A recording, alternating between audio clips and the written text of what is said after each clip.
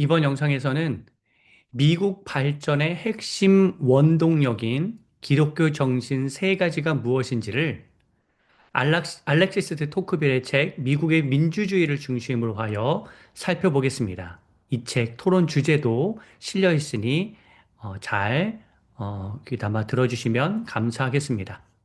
책은 이렇게 표지가 되어 있고요. 이 책은 프랑스의 귀족 청년 알렉시스 드 토크빌이 자국 프랑스보다 월등하게 발전하는 미국에 시찰하러 가서 미국이 왜 이렇게 위대한 나라가 되는지를 분석하여 프랑스에도 미국의 좋은 제도를 도입해야 한다고 주장한 내용입니다. 그가 미국의 여러 성장 동력을 말하나 그도 언급하였고 실제 미국 사회의 근간을 이루는 가장 큰 요인은 바로 기독교 정신입니다. 물론 그의 책을 보면 기독교에 대해서 바르게 이해한 부분도 있으나 오인하고 있는 부분도 있기에 바로잡을 필요도 있지만 기본적으로 기독교 정신이 바로 미국 사회를 위대하게 만들고 있구나라고 발견한 이 점은 매우 옳고 훌륭하다고 생각합니다. 이 책을 참고하여서 미국을 성장하게 만든 발전시킨 기독교 신앙의 주요 요인 세 가지가 무엇인지를 고찰해 보고자 합니다. 미국의 민주주의는 기독교 정신이 스며 있기에 다른 나라에서 이 민주주의를 적용하는 것보다 더 효과적으로 잘 운용이 되고 있는 것이지, 제도 자체가 신빙성이 있다고 볼 수 없는 측면도 있습니다. 책의 내용을 인용하여서 그 근거를, 주장의 근거를 제시하기도 하겠고, 때때로는 비평의 측면도 들어가며, 또 토크벨이 미처 파악하지 못한 부분 추가하여서 이 세 가지가 무엇인지, 세 가지 기독교 신앙이 무엇인지를 나눌 수 있도록 하겠습니다. 이 책의 내용 본격적으로 들어가기에 앞서서 내가 생각하는 성장시키는 주요 동력이 되는 기독교 정신이 무엇이 있을까? 이게 뭐 미국 배경을 떠나서 기독교 정신, 기독교 사상으로 세워진 나라, 공동체가 왜 그렇게 성장하고 발전하는지, 그 내가 생각하는 요인이 무엇인지를 한번 생각해 보시고요. 또 책에 나온 내용 중에서 인상 깊었던 점은 무엇인지를 먼저 나눠주시면 감사하겠습니다. 자, 이제 하나씩 살펴볼 텐데요. 첫 번째는 주시성입니다. 하나님이 보고 계신다는 신앙이 정직한 국민성을 기반으로 한 신뢰 사회를 구축합니다. 기독교는 사람을 속일 수는 있을지 몰라도 하나님을 속일 수는 없다고 가르칩니다. 무소부재하신 하나님이 늘 나를 보고 계시기에 사람의 눈을 피해서 죄를 짓는 나의 모든 잘못을 하나님이 다 보고 계신다는 인식을 하면서 행동을 주의합니다. 뭐 이렇게 말씀을 드리면 영화 트루먼 쇼처럼 억압적이지 않느냐라고 생각하실 수 있는데 여러분 이러한 기독교적인 세계관은 우리의 자율성이 보장된 눈여겨보심입니다. 그리고 선한 행실은 구원받은 자에게 자연스럽게 나타나는 현상이고요. 또 하나님의 시선은 단순히 우리를 감시하는 차원이 아니라 보호의 측면도 있기에 하나님이 보고 계신다는 신앙은 상당히 건강한 그리스도인을 만드는 좋은 관점이라고 할 수 있습니다. 여러분, 하나님이 보고 계시니 우리가 어떻게 할 수밖에 없나요? 정직할 수밖에 없습니다. 다른 사람이 없는 자리에서도 정직하게 모든 일을 수행하는 게 기본입니다. 미국에서 거짓으로 무언가 작성하면 가차 없다는 말을 들어본 적이 있을 겁니다. 이는 기본적으로 미국 사회는 이 속이는 거짓말을 사람들이 대체로 하지 않기 때문에 그렇게 거짓말하면 그건 굉장히 이상한 겁니다. 물론 요즘 이민자들의 증가로 변질된 측면도 있지만 기본적으로 미국은 정직하지 않은 잘못을 매우 크게 여깁니다. 이렇게 개인의 정직이 쌓여서 전체가 신뢰하는 사회가 구축됩니다. 저 사람이 정직하게 했을 것이라는 신뢰가 기본적으로 밑바탕에 깔려 있습니다. 사람들이 보고 있지 않더라도 하나님이 보고 계시니 질서와 규칙을 지킨다는, 서로 지키고 있다는 어떤 기본 신뢰가 형성되어 있습니다. 트러스트라는 책에도 나오듯이 미국은 고신뢰 사회에 해당합니다. 한 가지 예시로 미국에서는 가능한데 한국에서는 불가능한 제도가 하나 있다면 그건 바로 입학사정관 제도입니다. 미국은 기본적으로 신뢰 사회이기 때문에 공정한, 정직한 절차가 진행되고 정직한 내용으로 올바로 평가한다는 신뢰가 있습니다. 반면에 한국은 기독교 국가도 아니고 양명이 매우 중요한 가치이기에 속이는 것 정도는 괜찮지 않느냐라고 여기는 저신뢰 사회라서 개인의 판단에 맡기는 입학사정관 제도가 비리로 넘쳐날 가능성이 매우 높습니다. 한국은 거짓말을 할 수도 있지 않냐고 허용하는 경향이 높습니다. 정직성의 기준이 낮습니다. 미국과는 다르죠. 정직은 사실 굉장히 근본적인 덕목이라 표면으로 드러나는 행동을 정직하게 하라고 이렇게 윤리적인 접근을 한다고 쉽게 되는 게 아닙니다. 어렸을 때부터 하나님의 시선을 인식하는 신앙관이 바르게 정립돼야지만 가질 수 있는 덕목입니다. 굉장히 쉬워 보이지만 쉽지 않은 덕목이 정직입니다. 인간에 관해서, 이 세상에 관해서 근원적으로 다루는 기독교 정신이 정직을 강조하기 때문에 기독교 국가가 이렇게 서로 정직한 사람들이 형성해가는 고신뢰 사회가 될 수 있는 것인데, 그거는 이 근본, 밑바탕, 뿌리를 건드리기 때문에 교육적으로 그 정직이 몸 안에 배이게 되는 것입니다.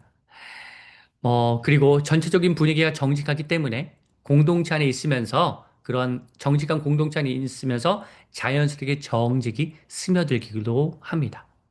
참고로 기독교인이 아니더라도 어렸을 때부터 정직을 훈련받아서 정직한 사람이 될 수 있지요. 그건 하나님을 모르더라도 하나님의 원리를 깨달아서 교육을 받았기 때문입니다. 일반 개척 차원에서 하나님이 역사하셨기 때문이겠죠. 자, 이런 생각을 한번 해볼 수 있습니다. 주제 질문을 던집니다. 나는 정직한 사람인가? 신뢰하기 어려운 사람을 어떻게 대하고 있는가? 내가 진정으로 정직한 사람인지를 한번 점검해 볼 필요가 있습니다. 기독교인이라면 정직할 수밖에 없는데 정말로 그 기본적인 정직이 내 안에 있는지 한번 점검해 볼 필요가 있고 이거는 굉장히 좀 중요한 요소입니다. 이 정직은. 정직하냐 안 하냐에 따라서 삶의 양태가 굉장히 많이 달라집니다. 단순한 것 같지만. 그래서 이 부분 한번 점검해 보시면 좋겠고요. 다음으로 두 번째 주제는 근원성입니다. 하나님이 모든 능력과 지혜와 성과의 근원이며 우리는 주님 안에서 한 가족이라는 신앙이 베푸는 삶을 이끌고 서로 베푸는 삶을 이끌고 사회를 따뜻하게 만듭니다. 기독교인과 비기독교인이 각각 어떠한 성과를 얻었을 때 반응 차이가 확연히 납니다. 기독교인은 이렇게 고백합니다. 감사하다. 하나님께서 은혜 베풀어 주셔서 감사하다. 이 고백은 내가 노력하지 않아도 주시는 하나님을 의미하지 않습니다. 내가 최선을 다해서 열심히 노력했지만 모든 결과를 주님께 맡기는데 주님께서 좋은 결과를 주셨다는 의미이며 내가 이렇게 열심히 하게 도우시고 귀한 재능을 주신 분이 역시 하나님이라는 믿음의 고백, 겸손의 고백입니다. 반면에 기독교인이 하나님께 감사 영광을 이렇게 올려드리면 비기독교인은 이렇게 반응합니다.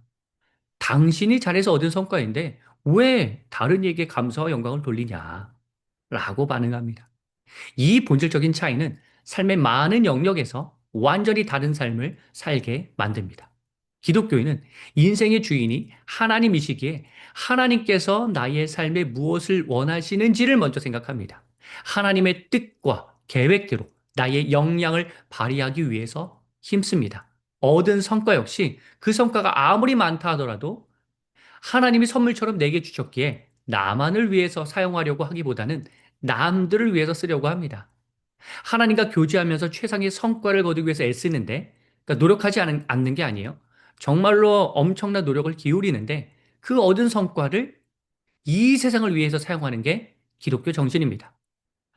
책에 보면 미국에서는 부유한 시민들일수록 대중으로부터 고립되지 않기 위해 상당한 노력을 기울인다라고 되어 있는데 그 이유가 뭐냐면 하나님이 근원이시라는 명확한 인식이 있기 때문입니다. 앞에서도 이렇게 말씀드렸듯이 정직에 대해서 설명드릴 때요. 비교도교인 중에도 남의 배워서 남주는 삶을 사는 분이 더러 있지요. 그분들은 기독교의 진리를 하나님을 모르더라도 깨달았기 때문입니다. 근데 기독교는요. 소수가 아니라 대다수가 배워서 남주는 삶을 삽니다. 그리고 이 사회를 분석해 보면요. 이러한 기독교 정신으로 인하여서 이 세상이 그래도 아름답게 사랑으로 서로 도와가면서 지탱이 되고 있는 것입니다. 여기에 한 가족 정신이 더해지면서 서로 베풀고 도와주고 따뜻하게 대하는 분위기가 형성됩니다. 한국 사회가 가족, 가문 이기주의에서 벗어나지 못한다면 미국 사회는 모든 사람이 주님 안에서 한 가족입니다. 그래서 서로 brother, sister이라고 호칭을 하죠. 찬송가 살아가는 주님 앞에의 가사처럼 우리는 한 피바다 한 몸 이룬 형제 자매이고 친구입니다. 미국에서는 서로 얼굴을 보면 웃어주는 문화가 있습니다. 서로 한 가족이라고 생각하는 인식 때문입니다. 어떤 이는 총기 규제를 하지 않아 총을 갖고 있어서 서로에게 나는 널 해치지 않아라는 메시지를 주기 위해서 웃는다고 하는데 기독교적 관점에서 본다면 그보다는 우리가 주님 안에서 하나라는 인식 때문에 서로 따뜻하게 대해주는 것입니다. 미국의 민주주의는 형제가 전제되어 있기 때문에 이런 표현도 가능합니다. 책에도 나오는데요. 선거로 뽑힌 행정관리가 민주주의를 번창하게 하는 것이 아니라 그가 선거로 뽑히기 때문에 민주주의가 번창하는 것이다. 이렇게 한 가족이라는 인식, 남을 위해서 살아야 된다는 인식이 가진 이 제도가 바르게 형성되어 있기 때문에 누구를 뽑더라도 정말로 이 사회를 위하여서 어떠한 그 역량을 발휘하는 것이죠. 나라를 사랑하는 애국심은 때로는 종교적 열정으로 고양되어 놀라운 일을 하게 된다. 나라 사랑과 하나님 사랑이 함께 가는 것입니다. 동시에 가는 것입니다. 한가족 정신의 기독교는 신분철폐에도 결정적 기여를 하였죠. 과거 봉건사에서는 소수의 계층이 귀족으로 분류되어 특권을 누렸습니다. 엄청난 특권을 누렸습니다. 노예가 있었던 시기에 노예를 물건 취급했습니다. 하지만 한 형제 자매 인식은 계급을 초월하게 하였습니다. 노예를 인격적으로 존중했고 종이 교회 리더십이 되기도 하였습니다. 그래서 교회를 통해서 평등이 정부 안으로 침투했다라는 표현이 맞습니다. 기독교는 그런데 제도를 막 바꾸려고 하기보다는 어떠한 제도에 있든지 그 안에 기독교 문화, 즉 서로 존중하는 종, 여성, 어린이 차별하지 않고 모두 잘 대해주는 차별 없고 서로 동등한 관계로 여기는 이 문화가 뿌리 내려져서 어떠한 제도에 있든지 그런 문화로 그러한 사랑의 문화로 이렇게 탈바꿈하도록 이끌어갑니다. 우리가 위아래가 있는 것이 아니라 역할이 다르다고 성경은 가르치고 있습니다. 자, 우리 생각해 볼 거리 토론 주제입니다. 나는 지금 나의 어떠한 재능을 남에게 베풀고 있나요? 하나님께서 주신 재능이 있을 텐데 그 재능을 어떻게 발휘하고 있나요? 다음으로 세 번째인데요. 성악설입니다. 인간의 본성은 악하고 하나님의 권위와 결정을 최상위에 두기에 특정인의 통치에 휘둘리지 않고 대다수의 횡포에 끌려다니지 않으며 개인이 존중되어 그 개인의 자발적인 결정과 참여로 세상이 운영됩니다. 기독교는 신본주의입니다. 하나님의 결정에 따라서 움직입니다. 아무리 수많은 사람이 지지한다고 하더라도 그것이 하나님의 뜻이 아니면 잘못된 길입니다. 하나님만이 유일한 순종의 대상입니다. 사람의 말에 따라다니지 않습니다. 하나님이 정말로 그렇게 말씀하셨는지가 중요합니다. 정치 영역에서 무법지대를 만드는 소수의 기독교는 저항합니다. 개혁을 부르짖습니다. 타락한 대중의 횡포 역시 경계합니다. 오직 하나님의 뜻이 무엇인지에 주안점을 둡니다. 인간이 할 수 있다고 생각한다면 그건 오산입니다. 자연 상태의 인간은 악할 수밖에 없습니다. 이를 바르게 직시하고 있는 종교가 바로 기독교입니다. 인간의 본성은 악하다고 인류 최초의 인물인 아담과 하와 사건에서부터 말합니다. 논쟁하기를 좋아하는 사람들은 그 사건을 통해서 하나님을 걸고 넘어지면서 뭐 하나님이 불완전하시다라는 쪽으로 몰아가려고 하는데 그 사건은 인간의 본성이 악하다는 사실을 초반부터 바르게 인식하게 만듭니다. 창세기의 내용을 종합적으로 보면 인간은 악하다라는 교훈을 줍니다. 인간의 긍정성을 부정하면 인간은 어떻게 하나요? 모두 날마다 하나님 앞으로 나아가 회개해야 합니다. 하나님 앞에서 나의 죄성을 철저히 자복하고 회개하면서 내가 주님 앞에서 더 성결하고 정결해지기 위해 힘써야 합니다. 교만할 틈이 없습니다. 인간의 이성을 먼저 앞설 수 없습니다. 그러니까 이성을 폐기한다는 것이 아니라 이성이 하나님의 지혜로 이렇게 바뀌어져야 하는 것입니다. 인간은 부족하고 인간의 이성과 경험과 감각 등은 한계가 있기 때문에 언제나 무너질 수 있기 때문에 하나님의 지혜와 하나님의 능력을 구해야 하는 것이고 하나님의 능력을 최상위에 두게 될 수밖에 없습니다. 무제한적인 권력은 나쁘고 위험한 것입니다. 인간은 그런 권력을 분별력 있게 행사할 능력이 없습니다. 오직 전능하신 하나님만이 그러한 능력을 가지십니다. 그 이유는 하나님은 언제나 그의 힘에 부합하는 지혜와 정의를 지니고 있어 그 전능을 불합리하게 사용할 가능성이 없기 때문입니다. 책에서도 정확하게 하였듯이 기독교는 이렇게 하나님의 전능함으로 운영됩니다. 악한 인간은 개인 이기주의 모습으로도 나타나고 집단 이기주의의 모습으로도 나타납니다. 기독교는 철저하게 이 두 가지를 함께 인식합니다. 그러니까 누가 어떤 위치에 있다고 해서 뭐 그 의견을 더 받아들이거나 그 권력이 제 자리에 있다고 해서 또 얼마만큼의 인원이 그러니까 굉장히 많이 모였다고 해서 그 의견을 더 받아들이고 하지 않습니다. 무엇이 하나님의 뜻인지를 더 중시하죠. 즉, 특정 지도층이 무조건 옳다고 보지 않습니다. 언제든지 죄악으로 향할 수 있는 겁니다. 프랑스인들은 국왕은 오류를 범하지 않는다는 점을 불분율로 받아들였습니다. 하지만 미국의 민주주의 문화는 그와 다릅니다.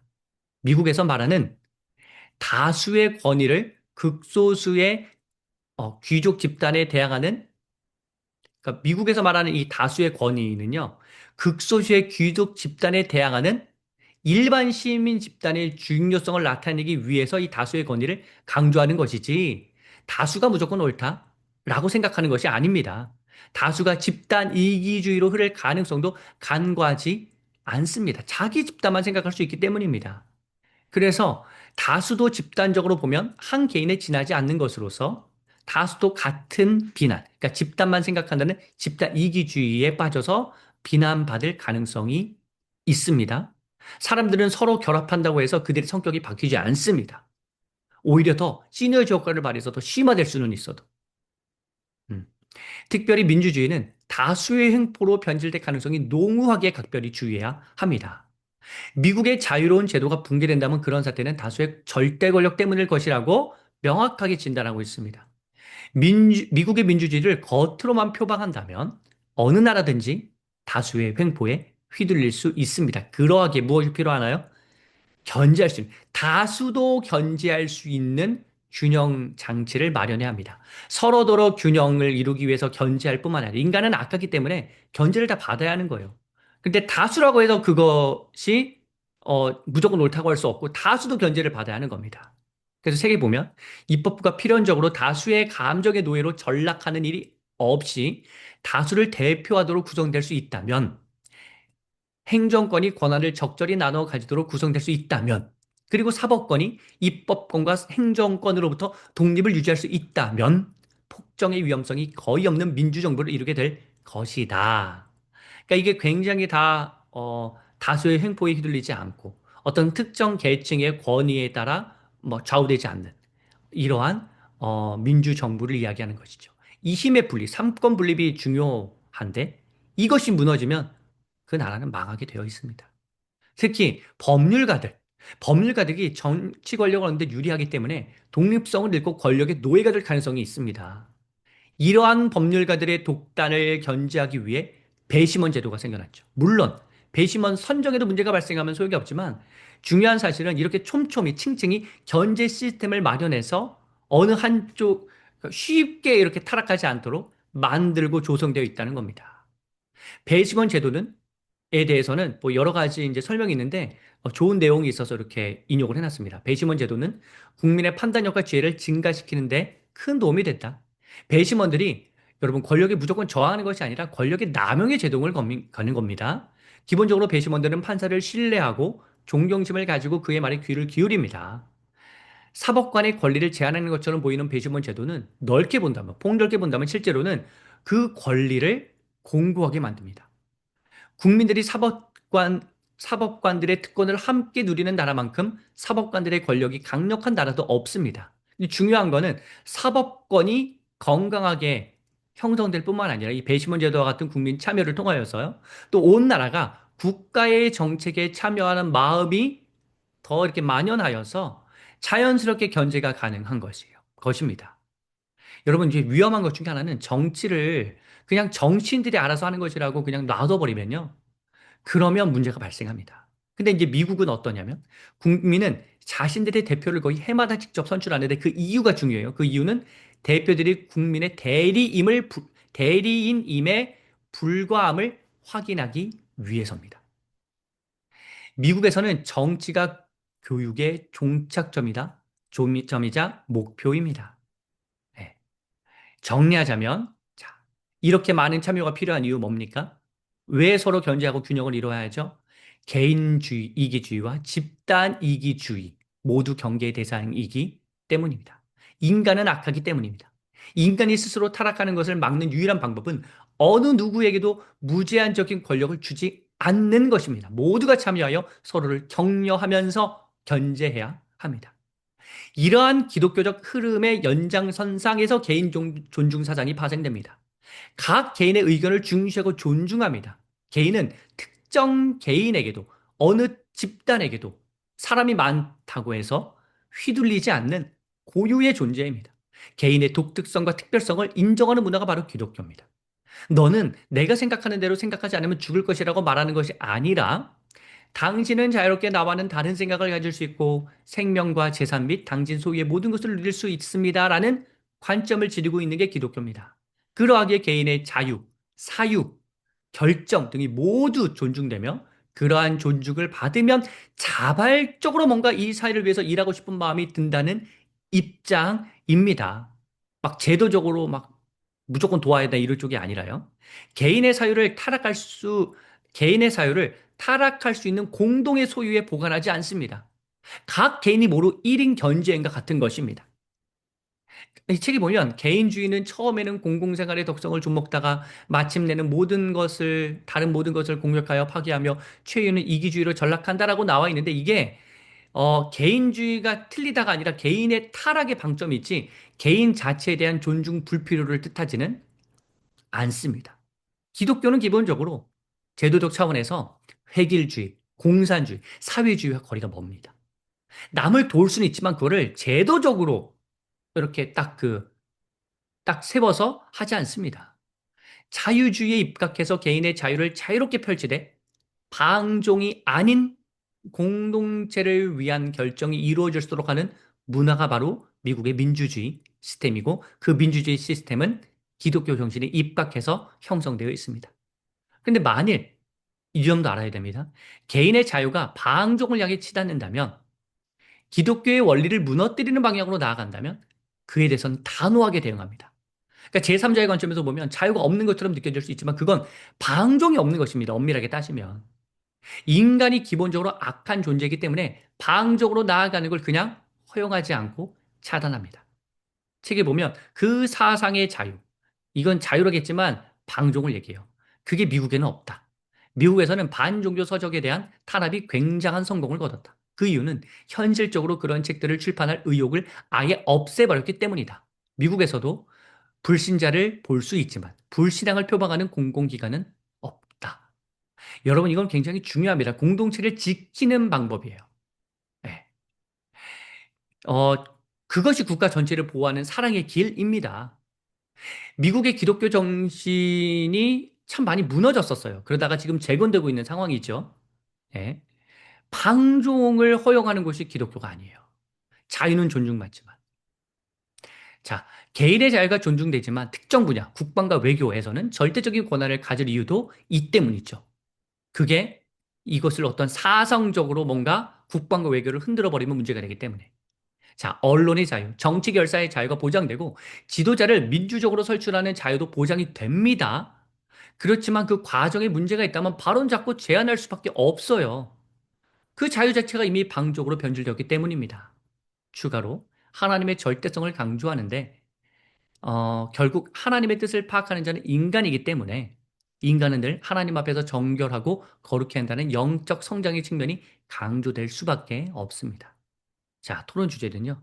악한 본성이냐, 신뢰 사회이냐, 자유냐, 방종이냐. 이게 어떻게 보면 딜레마처럼 느껴질 수 있는데요.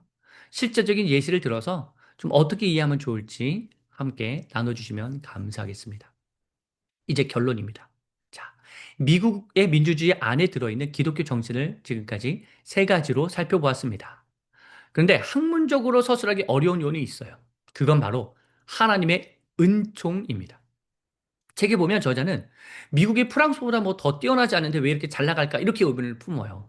정말 미국이 덜 뛰어난지에 관해서는 고심해 봐야 하겠지만, 뭐, 미국이 프랑스보다 덜 뛰어나다 하더라도 크게 문제는 없습니다. 왜냐하면 미국에는 하나님의 은총이 있기 때문입니다. 그리고 그 하나님의 은총을 일으키는 건 바로 기도하는 사람들입니다. 기도하는 보이지 않는 힘이 작용하기 때문에 하나님의 은총이 임하여서 제도적으로 다소 부족한 부분이 있더라도 그게 무마되고 좀 해결이 되고 하나님의 섭리 안에서 이렇게 하나님의 도움을 받아서 이렇게 아름답게 잘 이렇게 다듬어집니다. 그게 기도의 힘이에요. 기도의 힘 하면 너무 뭐랄까 학술적이지 않다라고 생각할지 모르지만 이게 하나님이 우리의 인간의 이성보다 더 높이 계시다는 기독교 신앙이며 이게 너무나 중요합니다. 기도의 힘과 기도를 통해 역사하시는 하나님의 은총이라는 인간의 이성을 뛰어넘는 요소를 잘 알아야 합니다. 이를 이해하지 못한다면 미국의 민주주의를 백날 학문적으로 분석하려고 해도 잘 되지 않을 것입니다. 토크빌은 앙시앙 레진과 프랑스 혁명 책에서 인간의 이성을 하나님 자리에 둔 프랑스 혁명은 실패했다고 진단합니다. 그것은 매우 중요하고도 정확한 분석입니다. 여러분, 우리는 뭐 여러 가지 요인이 있는데 무엇을 하면서 그렇게 이 세상을 살아가야 할까요? 그건 하나님의 은총을 구하는 기도가 절실히 필요합니다. 여러 노력들을 하겠지만 여러 정책들을 어, 여러 정책들을 펼치고 이렇게 하겠지만 중요한 건 우리가 기도하는 사람이 되어야 한다는 것입니다.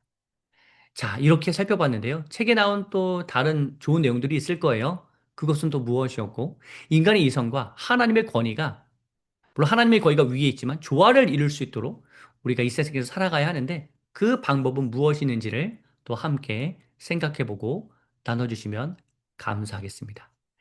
네, 지금까지 미국의 민주주의 책을 중심으로 하여서 미국이 왜 이렇게 성장하고 발전하게 되었는지 세 가지 기독교 정신을 함께 살펴보았습니다. 이 시간에 함께 나눈 내용을 우리의 삶과 공동체도 적용하여서 하나님이 역사하시는 나라, 공동체가 되도록 우리 모두 힘쓰기를 바랍니다.